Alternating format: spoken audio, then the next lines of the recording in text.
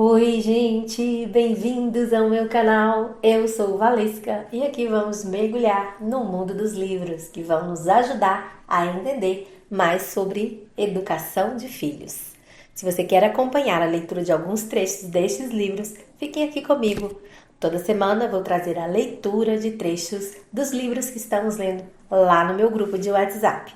Vou deixar o link na descrição do vídeo caso queira receber todos os dias áudios, PDFs, atividades e ofertas que disponibilizo lá. Você será muito bem-vindo. Já se inscreve, deixe seu like, seu comentário, compartilhe esse vídeo, ativa o sininho e vem comigo.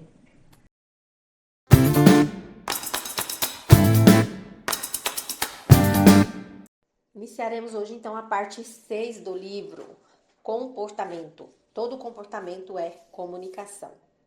Coloquei a sessão sobre comportamento por último porque é muito fácil se comportar melhor quando as outras questões tratadas no livro estiverem resolvidas. Isso inclui, no caso de uma criança, ter seus sentimentos levados em consideração em relações cheias de amor e caracterizadas pelo apoio. Todos nos comportamos melhor quando não estamos desesperados por contato e conexão, quando nos sentimos bem. A mão que balança o berço domina sim o mundo. É uma obrigação nossa para com o mundo amar mais do que julgar e levar em consideração os sentimentos dos nossos filhos em vez de os desdenhar automaticamente como bobos ou errados. Tratar bebês e crianças com consideração e respeito não significa deixar de impor limites. Nesta parte, vamos examinar o jogo de ganhar ou perder, as qualidades que precisamos desenvolver para nos comportarmos bem, em que grau os pais precisam ser rígidos, dependência e birras, e quando e como definir limites. Seu filho vai imitar o seu comportamento, se não agora, no futuro. Tive um paciente uma vez que me explicou que era bem diferente do seu pai, que dirigia grandes empresas com fins lucrativos como um autocrata. Mas, embora meu paciente trabalhasse no terceiro setor, a maneira como chefiava seu departamento era, adivinhe só, autocrática. Nosso comportamento é provavelmente a maior influência sobre a conduta dos nossos filhos. Pensamos que somos indivíduos autônomos, mas todos afetamos uns aos outros. Somos apenas partes de um sistema, e os papéis que criamos para nós serão em reação aos papéis que outras pessoas representam ao nosso redor. Portanto, o comportamento dos seus filhos e o seu não são isolados, são criados em conjunto pelas pessoas e pela cultura ao seu redor. Como você descreveria o seu comportamento? Você sempre demonstra respeito pelos outros seres humanos? Leva em consideração o sentimento deles? O seu bom comportamento é profundo ou não passa de boas maneiras? Você é agradável no convívio superficial, mas condena as pessoas pelas costas? Você se prende em joguinhos incansáveis de superioridade? Qualquer que seja a sua conduta, você está ensinando seus filhos a agirem da mesma forma, incluindo todos os comportamentos que você não aprova. Se você sempre age com gentileza e consideração em relação aos seus filhos e aos outros, seus filhos provavelmente vão seguir seu exemplo no futuro. Até lá, podem não se comportar bem o tempo todo, porque antes da linguagem, o comportamento é o único meio pelo qual eles conseguem comunicar o que está acontecendo na vida deles. E isso continua valendo por alguns anos, mesmo depois que eles desenvolvem a linguagem. É preciso ter prática e habilidade para reconhecer o que estamos sentindo, para expressar isso em palavras e descobrir do que precisamos. Até os adultos, mais ainda, até os poetas, podem achar isso difícil. Não acredito que exista alguém que seja inteiramente bom ou mau. Vou além. Eu diria que os conceitos de bom e mal não são úteis. É verdade, embora bastante raro, que algumas pessoas nascem sem a capacidade de sentir empatia, por mais que veja exemplos disso. Mas ter um cérebro programado de maneira diferente não significa de forma nenhuma que você seja mau. Só estou entrando nessa discussão de bom ou mal para dizer que o comportamento de algumas pessoas é inconveniente ou prejudicial aos outros. Ninguém nasce mal. Portanto, em vez de rotular o comportamento como bom ou mau, descrevo-o como conveniente ou inconveniente. O comportamento, como eu disse, não passa de comunicação. As pessoas e as crianças, em especial, agem de maneiras inapropriadas e inconvenientes porque não encontraram formas alternativas, mais eficazes e convenientes de expressar seus sentimentos e necessidades. O comportamento de algumas crianças é inconveniente para os outros, mas não é mau. Seu trabalho é decifrar o comportamento dos seus filhos, em vez de dividi-los em partes boas e más. Existem questionamentos que você precisa se fazer. O que o comportamento dele está tentando dizer? Você pode ajudá-los a se comunicar de uma forma mais conveniente? O que eles estão dizendo com o corpo, com os barulhos e com as palavras que escolhem? E uma pergunta muito difícil a fazer: como o comportamento deles é criado em conjunto com o jogo de ganhar e perder? Uma vez, quando minha filha Flo tinha 3 anos, ela quis ir caminhando até o mercado em vez de ir no carrinho. Então fomos andando mesmo. Na volta, ela simplesmente parou e sentou nos degraus de entrada de outra casa. Meu instinto foi pensar: ah, não! Porque na minha cabeça eu estava mais no futuro do que no presente. Já estava pensando em guardar as compras para poder relaxar e descansar. Não estava nos meus planos descansar no caminho de casa, mas Flo estava descansando naquele momento. Então percebi que não importava a hora em que chegássemos em casa. Coloquei as sacolas no chão e me agachei ao lado dela. Flo estava olhando para uma formiga que seguia uma rachadura na calçada. Às vezes o bichinho desaparecia dentro da rachadura e então saía de novo. Fiquei olhando com ela. Um senhor de idade chegou perto de nós e perguntou para mim: ela está ganhando? Entendi na hora o que ele quis dizer. Ele queria saber se, na batalha de vontades entre mãe e filha, ela estava conseguindo o que queria à minha custa. Eu conhecia esse ponto de vista dos mais velhos. Meus pais acreditavam nele a ponto de pensar que, se uma criança conseguisse demais o que queria, fosse o que fosse, seria ruim para eles. Mas você e seus filhos estão do mesmo lado. Vocês querem se sentir contentes em vez de frustrados. Querem conviver bem e se comportar bem. O velhinho sorria para nós com o ar de quem sabe das coisas. Só estava tentando ser simpático, por isso não discuti. Não disse algo como: estamos numa relação, não numa batalha. Respondi apenas: estamos observando uma formiga, e retribuí o sorriso. Ele seguiu seu caminho e a formiga também. Eu e Flo nos levantamos e seguimos em frente. Como mencionei antes, todo comportamento é uma forma de comunicação. Portanto, por trás do comportamento, você vai encontrar sentimentos. Depois que descobrir os sentimentos por trás de qualquer comportamento em particular, demonstre empatia e então, se conseguir exprimir o sentimento em palavras, ajude a criança a usar a linguagem verbal para se expressar. E assim ela vai sentir menos necessidade de agir em função desses sentimentos. No exemplo acima, percebi que Flo, desacostumada a caminhar por tanto tempo, estava cansada e queria descansar. Pensei em como ela devia estar confusa por todas as visões e sons ao redor. Ela poderia ainda não ter aprendido a bloquear os menos relevantes, como um adulto faz de maneira automática, e isso podia estar por trás da necessidade de se concentrar em apenas uma coisa. Ajuda mais pensar em uma situação do ponto de vista de uma criança do que do seu. O meu aqui teria sido: quero voltar para casa. Ela está me impedindo. É minha vontade contra a dela. Tradicionalmente, acreditava-se que não se deveria deixar que as crianças conseguissem o que queriam. Acho que é isso que o velho estava tentando dizer com seu comentário. Ela está ganhando. Acho que era isso. Isso, é. Estava seguindo a lógica de: você está dando corda para se enforcar. Escuto isso o tempo todo quando as pessoas falam sobre birras. Os pais parecem ter tanto medo das birras que simplesmente dar atenção a uma, segundo eles, faz com que a criança nunca passe dessa fase. Nesse jogo dos pais de não deixarem as crianças vencerem, ninguém sai ganhando.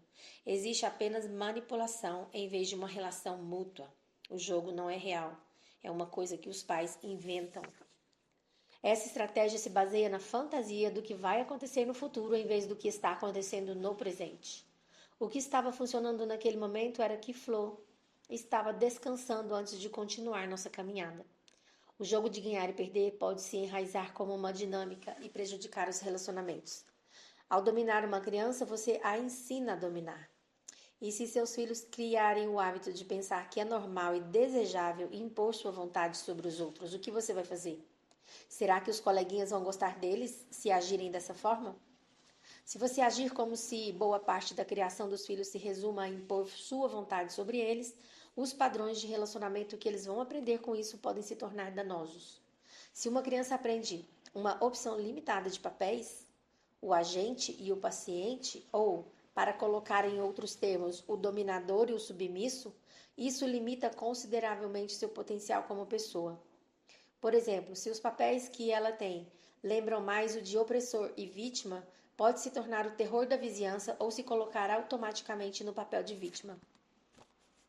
O jogo de ganhar e perder também tem consequências para o repertório emocional do seu filho. Perder uma batalha de vontades pode muitas vezes levar à humilhação.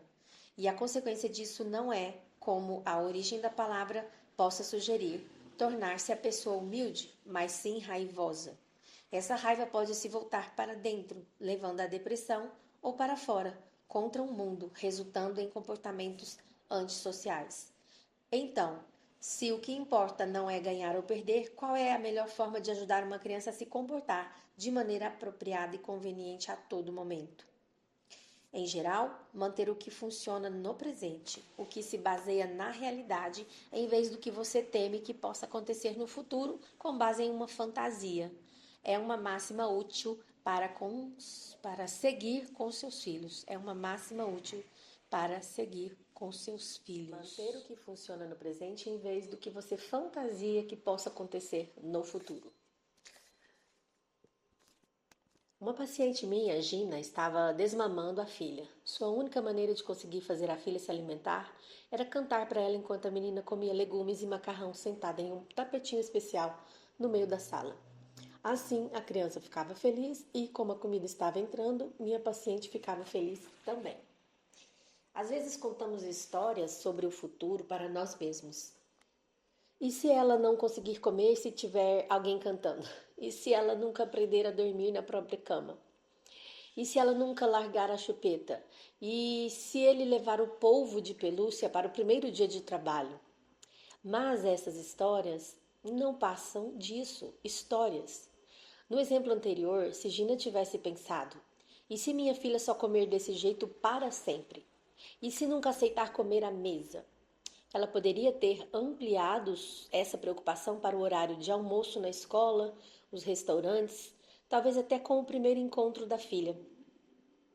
Mas acredite em mim, quase tudo nas crianças é uma fase, portanto não tem problema manter o que funciona no presente, por mais estranho que pareça. Gente, isso é muito verdade, né? Nossa, eu fantasiava demais as coisas com os meus filhos, porque eu baseava o futuro deles com a minha vida, né? Com o que aconteceu comigo, como eu fui, como eu era. Então eu tinha muito, muito medo que eles fossem uma fração do que eu fui. E eu sofri muito quando meus filhos eram pequenos. Foi até por isso que eu fui atrás de tanto conhecimento, né? Enfim, isso é muito verdade. Continuando aqui, acho que manter o que funciona para todos agora é especialmente útil quando o assunto é dormir. Se a única maneira para todos conseguirem dormir é se você juntar duas camas e empilhar a família inteira, não se preocupe com amanhã, durma hoje. Mais tarde, seus filhos vão querer uma cama só para eles, vão se cansar de seus roncos. Se o que funciona deixar de funcionar, promova uma mudança em prática, mas uma em que todos saiam ganhando na medida do possível, pelo menos em que não haja vencedores ou perdedores. Demonstrar flexibilidade vai tornar isso mais fácil. Como é muito curtinho essa parte, eu vou ler mais uma parte. Aí vai ficar longo o áudio. Deixa eu ver. Vai ficar bem longo. Bom, mas a gente precisa terminar esse livro porque tem até uma sugestão depois de alguns. Vou dar alguns títulos de livros para vocês, caso vocês queiram, né? Continuar aqui no grupo que eu quero iniciar, aí para vocês escolherem, tá? Então vamos lá. As qualidades de que precisamos para nos comportar bem. Como eu disse, seu trabalho é dar o exemplo do bom comportamento. Lidar com seus filhos e com as outras pessoas com a mesma atitude empática e torcer para que eles adotem esse comportamento também. Além disso, há 4 habilidades que todos precisamos desenvolver para socializar e nos comportar de maneira conveniente. São elas: primeira, capacidade de tolerar frustrações; 2, flexibilidade; 3, habilidades de resolução de problemas; 4, capacidade de ver e sentir do ponto de vista dos outros.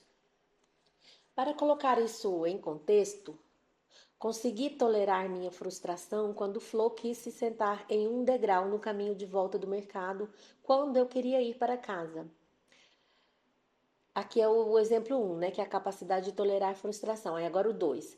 Ela fala que ela foi flexível porque mudou a sua expectativa sobre a velocidade do progresso que faria em sua caminhada de volta. No 3, resolvi o problema de Flo precisar de um descanso, permitindo que ela fizesse uma pausa. E 4, usei minha capacidade para ver como podia ser essa vontade de parar um pouco da perspectiva dela. E além disso, eu consegui ver a situação do ponto de vista do velhinho também, de modo que fui capaz de me comportar de maneira conveniente, tanto com Flor como com ele. Algumas crianças aprendem as 4 habilidades de comportamento socializado de maneira natural porque imitam aqueles ao seu redor. Mas a ideia em que as crianças atingem qualquer marco, incluindo esses, é muito variada. Algumas conseguem ler antes dos 3 anos, eu só aprendi com fluência aos 9. Algumas conseguem correr de um lado para o outro, enquanto outras ainda preferem engatinhar com 1 ano e 6 meses de idade.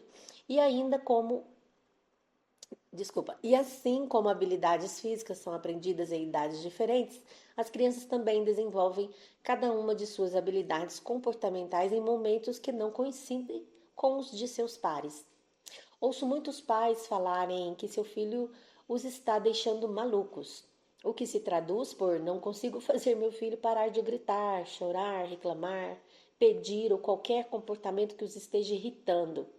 Acredito que quando as crianças se comportam de uma maneira vista como inconveniente, isso não pode ser considerado uma escolha feita com a mesma consciência de um adulto.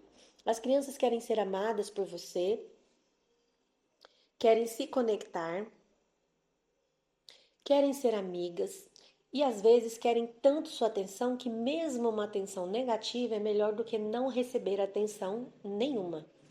Para controlar suas próprias emoções perto dos seus filhos, pode ser útil conseguir entender a emoção e as circunstâncias que fizeram a criança se comportar de uma maneira que você considera difícil. Algumas crianças parecem ser difíceis de entender e acalmar desde o começo. Pode ser cólica ou algum outro desconforto, como não gostar de luzes ou barulhos, ou querer uma soneca longa, ou estar cansada ou com medo, ou ser muito sensível, ou muitas outras coisas. Meu filho Felipe era assim, viu, gente? Esse menino, quando chorava, me enlouquecia. Muitas vezes podemos não fazer ideia da causa da angústia, mas isso não quer dizer que não devamos tentar. Por outro lado, uma criança que era fácil de acalentar quando bebê, essa era a Luana, gente, pode ter dificuldades em lidar com o autocontrole depois. Tranquilizar e aceitar seus filhos em qualquer estágio em que estejam tem mais potencial de ajudar a incentivá-los a seguir para o estágio seguinte do que perder a paciência com eles. Muitas vezes, a frustração de uma criança surge quando a dificuldade para fazer alguma coisa é grande demais e ela não consegue dar conta. O momento em que as crianças mais se frustram é logo antes de dominarem um novo estágio ou habilidade. Antes de conseguirem caminhar, falar, pensar, escrever, serem sexualmente ativas, independentes e quando estão mais irritadiças. Eu não entendi essa parte aqui, viu, gente? Serem sexualmente ativas? Isso deve ser depois, na fase adulta, né? Não sei. Ou então tá errado, né, a tradução. Você pode pensar no acesso de raiva, birra ou humor inconveniente dos seus filhos como um marco de desenvolvimento que ainda não foi alcançado, em vez de uma intervenção planejada e intencional da parte deles. Quando vemos uma criança fazendo birra, percebemos que ela não está gostando. Ninguém iria querer se sentir daquela forma se pudesse escolher. Outra coisa que se diz muito é que as crianças se comportam de uma forma que é inconveniente para os outros porque os pais são permissivos. Isso não é verdade. Muitas pessoas permissivas conseguem criar filhos cujo comportamento não é um problema, nem para eles nem para os outros. E pais rigorosos às vezes têm filhos que, por mais que sejam tratados com firmeza e coerência pelos responsáveis, se comportam de maneira inconveniente. Às vezes, o fato de uma criança se comportar ou não de maneira conveniente não está tão relacionada à rigidez ou à permissividade dos pais, e sim à velocidade com que aprende estas quatro habilidades: tolerância, frustração, flexibilidade, habilidade de resolução de problemas e capacidade de levar os outros em consideração. Aprender a se comportar de maneira conveniente em vez de antissocial não é uma ciência exata. O que motiva uma criança a se comportar bem pode não trazer os mesmos resultados em outra. As crianças são pessoas, não máquinas. Queremos que consigam se conectar e se relacionar e não que virem robôs. Não sou muito fã de quadros de bom comportamento ou subornos porque giram mais em torno de julgar comportamentos do que se relacionar. Com isso, as crianças não aprendem nem tolerância à frustração, nem flexibilidade, nem habilidades de resolução de problemas, nem a pensar e sentir pelos outros. Os quadros de comportamento são manipuladores, são um truque. Se manipularmos as crianças, não podemos reclamar se elas aprenderem a manipular os pais e as outras pessoas. Acredito na ideia de nos relacionarmos com as crianças, não em condicioná-las a querer adesivos de estrelinha. Eita, usei isso muito. Quando nos comportamos bem, raramente é porque queremos uma recompensa ou temos medo da punição. E sim porque ter consideração pelos outros é natural para nós. Porque aprendemos que a colaboração leva a uma vida mais harmoniosa do que a oposição. Não fazemos favores aos outros ou levamos em conta seus sentimentos porque temos medo de um castigo se não fizermos isso. Ajudamos as pessoas porque queremos tornar a vida delas mais fácil. Queremos que nossos filhos ajam em consideração e empatia pelos outros, não que sejam motivados apenas pelas ideias mais estreitas de punição e recompensa material. Dito isso, não conheço um único pai ou mãe, incluindo eu mesma, que não tenha recorrido a um suborno em algum momento. Mas isso deve ser a exceção, não a regra. A melhor maneira de fazer seus filhos se interessarem pelas tarefas de casa, por exemplo, encher e esvaziar a lava-louças é deixar que brinquem com o que quiserem quando são bem pequenos. Lembre-se, brincadeira é trabalho para as crianças. Eles vão continuar imitando você quando você cooperar com a brincadeira e vão cooperar com você e depois daquilo, que admito que possa parecer um longo tempo, você vai ter uma pessoa na sua casa que tira as louças da máquina porque quer colaborar, não porque está recebendo um suborno para isso. Algumas pessoas defendem pagar os filhos para fazer tarefas a fim de ensinar, segundo dizem, o valor do dinheiro. Para ensinar, o valor do dinheiro. No entanto, acredito que para ensinar a criança o valor do dinheiro, precisamos ensinar o valor das pessoas. As crianças aprendem seu comportamento pela forma como são tratadas. Só aprendem a dizer por favor e obrigado quando demonstramos gratidão e respeito por elas também. A partir disso, elas podem incorporar esses sentimentos. Se você simplesmente treina seus filhos a dizer essas coisas, eles podem nunca aprender a senti-las. Podemos ficar envergonhados quando alguém dá um presente para os nossos filhos e eles não agradecem, porque queremos que todos os amem tanto quanto nós, e não queremos que eles passem uma imagem negativa de nós como pais. No entanto, devemos deixar nosso narcisismo de lado e, em vez de humilhar nossos filhos, obrigando-os a dizer algo que eles podem não sentir, podemos agradecer nós mesmos para que a pessoa não se sinta desvalorizada. As crianças aprendem a gratidão real quando é mostrada para elas. Isso começa com você aceitando aquelas xícaras de chá de faz de conta que elas oferecem por horas a fio. Essas horas não são desperdiçadas, são horas de investimento. Ai, que lindo, né? É isso mesmo. Esse áudio ficou longo, mas vale a pena ouvi-lo. Se todo comportamento é comunicação, o que este ou aquele comportamento inconveniente significa? Então, como entender o que um comportamento inconveniente dos seus filhos pode significar? Comece pensando em quando você está no seu pior dia. Sei que mostro o meu pior lado quando as pessoas ao meu redor não me entendem e não parecem tentar me entender. Acho um esforço me comportar bem se preciso da atenção de uma pessoa e ela está me ignorando. Me sinto estressada quando uma expectativa, uma esperança ou um plano que tenho é frustrado por coisas fora do meu controle.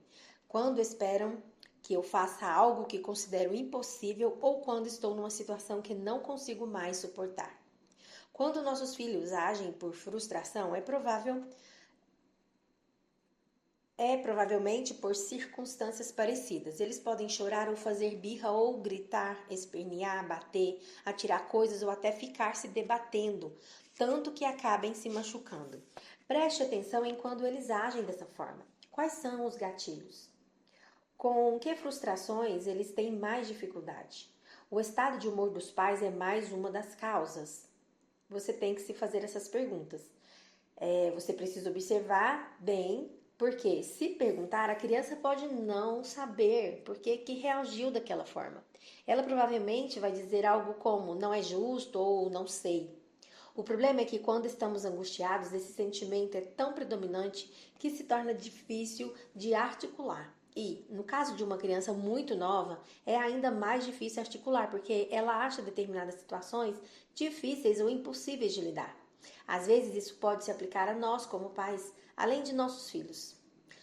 Vamos dar uma olhada no exemplo a seguir. É um e-mail que recebi de Gina, que tinha uma filha chamada Aoife, no berçário.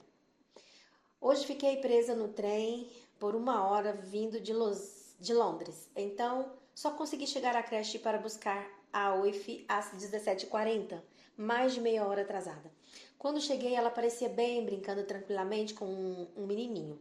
Mas assim que saímos, começou a agir de maneira muito mal criada. Vou dizer logo de uma vez porque é o que eu estou pensando. Quando pedi a ela que vestisse o casaco, ficou correndo pelo corredor de um lado para o outro, gritando: não, não, não. Me senti completamente fora de controle, como se ela estivesse me dando voltas. Fiquei muito envergonhada na frente dos outros pais.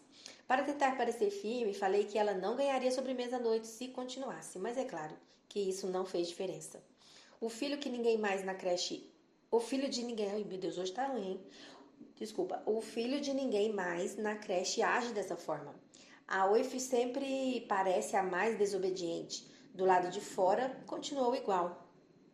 Não queria subir no carrinho, não queria colocar a touca nem as luvas. Tive de passar na farmácia onde ela não quis segurar minha mão, ficou tirando as coisas das prateleiras. No caixa começou a gritar, gritar, gritar, tentando colocá-la no carrinho. Acabamos quase nos engalfinhando enquanto ela gritava. Eu fico imaginando essa cena, já passei muito por isso.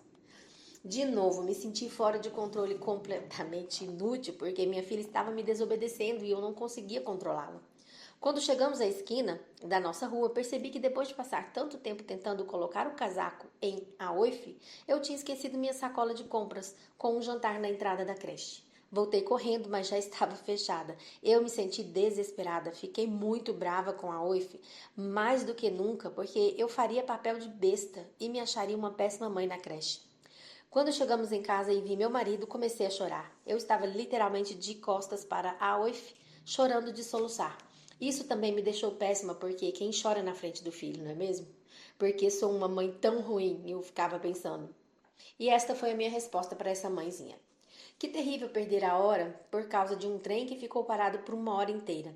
Se fosse eu, também teria ficado muito estressada, frustrada e triste, pensando como seria horrível me atrasar para a saída da creche. Também ficaria preocupada que a creche me acharia negligente por me atrasar tanto. Também ficaria com medo de que minha filha ficasse preocupada Sabendo como essas coisas me deixam ansiosa, eu estaria no limite e precisaria que todo o resto corresse perfeitamente, que a rotina fosse restabelecida. Por isso estaria com tanta pressa para voltar ao normal que não me restaria forças para pensar em como a Oife estaria se sentindo. Eu tentaria fazer com que ela se comportasse também, porque não me restaria mais nenhuma gota de energia emocional para diminuir a marcha e entender quais eram os sentimentos dela e me esforçar para tranquilizá-la. Eu morreria de vergonha se outras pessoas, em vez de presenciar o amor e a cooperação entre nós, vissem minha filha fazendo birra e me vissem parecendo incapaz de fazer algo a respeito daquilo. Também posso dizer agora que estou um pouco longe dos tempos de ter criança pequena, que todos passamos por isso. Eu me sentiria péssima por ter feito uma ameaça e ainda por cima acabar esquecendo as compras. Teria sido demais para aguentar a barra. Eu também teria desatado a chorar assim que encontrasse os braços seguros de alguém que me conhece e me ama. Agora vou imaginar como foi para a Oif, né, que é o nome da criança. Esse nome bem bizarro. Coitada da menina, né? Não, mas eu acho que porque é uma tradução, né? Só pode, que esse nome é bem estranho. E também pode ser que nem pronuncie dessa forma, né? Enfim, que julgamento péssimo acabei de fazer. Mas tá bom, é assim mesmo. O importante é a gente reconhecer, né? Bom, vamos lá. Oi, mãe. Ainda não sei escrever e até minha fala é limitada, mas se eu pudesse me explicar, é isso que eu diria. Ajudaria muito se, em vez de me julgar malcriada e me descrevesse dessa forma, você tentasse entender o que está acontecendo entre nós. Na creche eu estava com uma sensação. Ai. Na creche eu estava com uma sensação subjacente de mal-estar, porque achei que já era para você ter chegado e era para estarmos juntas. Então, quando você chegou, eu estava no meio de um jogo complicado. Você me falou que estávamos saindo naquele minuto mesmo e me mandou colocar o casaco. Eu disse não. Então você insistiu e eu gritei, e você não falou nada feliz. Desculpa. E você não ficou nada feliz. Aquilo não correu bem. Vamos analisar o motivo porque eu disse não. Criei o hábito de dizer isso quando as coisas são rápidas demais para mim e quero que elas desacelerem um pouco. Não estou tentando ser difícil nem manipuladora. É só uma reação automática porque odeio mudanças súbitas que não estou esperando. Você estava tão distraída e apressada que não consegui estabelecer uma conexão com você. E isso me assustou. E quando fico assustada, também fico brava. Você está sempre pensando no que precisa acontecer no futuro, mas eu vivo no presente e preciso que esteja no presente comigo. Caso contrário, me sinto sozinha e chateada. Quando você chegou atrasada, eu precisava que ficasse menos acelerada e explicasse o que aconteceu para não chegar na hora. Depois precisava que você explicasse o que aconteceria em seguida para que eu pudesse me preparar. Ainda não aprendi a ser flexível, então preciso de mais tempo do que você para mudar de marcha. Colocar meu casaco e parar o que eu estou fazendo era demais para mim. Aposto que, se você estivesse no meio de um trabalho complicado, que é o que a brincadeira significa para mim, ficaria frustrada se fosse interrompida. O que preciso quando você quer que eu pare de fazer alguma coisa, seja lá o que for, brincar ou correr de um lado para o outro, é de um aviso. Preciso de um aviso específico para cada coisa. Parar de brincar, vestir o casaco, subir no carrinho. Preciso de um tempinho para absorver cada coisa também. Me fale qual é o plano. Quando souber, e me dê a chance de absorver e entender. Posso precisar de um aviso de 5 minutos antes de ter de parar de brincar. E ouvir isso pode ser difícil para mim. Depois um aviso de 3 minutos, depois um de 1 minuto. Se eu ainda não gostar da ideia de vestir o casaco quando estiver do lado de dentro, leve meu casaco para fora e me peça para vesti-lo lá. Uma mudança de marcha em particular que odeio é quando preciso parar de correr para subir no carrinho. Minha energia não tem por onde sair. Então simplesmente explode em frustração. Quando você me fala para não dizer não ou para parar de correr ou gritar, e diz qual vai ser a consequência, isso não ajuda. O motivo é que ainda não aprendi a olhar para os possíveis resultados futuros do meu comportamento. Essas vias neurais vão se ativar em seu devido tempo. Agora, quando me dá bronca, isso me faz pensar que você não entende. Então fico mais assustada e brava e tenho de dizer não ainda mais. Quando me sinto estressada, não consigo ficar parada e quietinha. Ajudaria se você conseguisse tentar identificar minha dificuldade e a expressasse de uma maneira que fizesse sentido para mim. Por exemplo, você está se sentindo frustrada porque não quer parar essa brincadeira divertida. Se colocar minhas frustrações e medos em palavras, vou aprender a usar as palavras também. Assim vou saber me comunicar melhor e ter menos chances de me descontrolar. Se você ficar brava ou disser que eu estou sendo boba, só vou me fechar ou gritar mais. Sei que quando você está estressada e com pressa, é difícil para você pensar em estabelecer uma relação comigo em vez de simplesmente conseguir que eu faça determinadas coisas ou me comporte de determinada maneira. Mas quando temos um vai e vem em que me sinto reconhecida e vista e amada, compreendida ainda, eu me sinto calma e meus sentimentos não estouram na forma de um comportamento inconveniente. Na farmácia, se tivesse me dito o que estava pensando e fazendo, eu poderia ter ajudado você. Mas como só me falou para me comportar, eu imitei você e tirei coisas das prateleiras. Por favor, me inclua nas tarefas, apesar de achar que está sem tempo. Demora muito de qualquer maneira porque você passa esse tempo me dando bronca. Embora você estivesse chorando, foi amada e abraçada pelo papai. Que bom que ele entendeu que você tinha esquecido as compras. É disso que preciso também. Se você tivesse me dado um abraço na creche quando fiquei chateada por ter de parar a brincadeira, acho que nós duas teríamos nos saído melhor. Mãe, como você sabe que vamos estar juntas para sempre? Superficialmente se importa mais com o que os outros possam estar pensando. Eu entendo, mas não ajuda em nada quando você me julga pelos olhos deles. Em breve, mãe, vou conseguir suportar frustrações, ser flexível em relação aos planos, expressar meus sentimentos em palavras em vez de me comportar de maneira inconveniente e aprender a levar seus sentimentos em consideração também, porque vou aprender vendo você fazer isso com os meus. E não se preocupe em ser uma mãe boa ou má, você é a melhor mamãe do mundo e nunca, nunquinha vou querer uma outra. Ai, gente, que lindo, né? Se a gente conseguisse, né, fazer isso nos momentos que a gente tá na correria, estressada, preocupada, né? Com tanta coisa, seria tão maravilhoso, né? Eu me emocionei com esse texto, mas é isso. Faço votos que consigamos, né? Que através do treino a gente venha a conseguir a olhar para os nossos filhos com essa empatia, né? Isso é muito importante. Eu acredito mesmo nessa teoria que esse livro traz, né? E eu espero que vocês estejam aproveitando também a leitura do livro, tá? Gratidão. Investir seu tempo de forma positiva agora, em vez de negativamente depois. Educar os filhos sempre consome tempo. É melhor dedicar esse tempo de forma positiva, prevenindo problemas, do que negativamente depois que os problemas já tiverem surgido. Se você agir de maneira acelerada demais para o ritmo da criança, se não verbalizar seus sentimentos para ela, se não lhe der avisos sobre seus planos, se não a incluir em nenhuma tarefa, vai acabar passando o tempo que pensou ter poupado dando bronca nela. Já que investir tempo nos nossos filhos é inevitável, por que não fazer isso de maneira positiva? É uma grande satisfação poder contar que, à medida que Gina aprendeu a desacelerar, a ficar em contato com a OIF, se mantendo no presente e a começar a ver as situações do ponto de vista da filha e as expressar em palavras simples para a menina, o comportamento dela se tornou mais conveniente.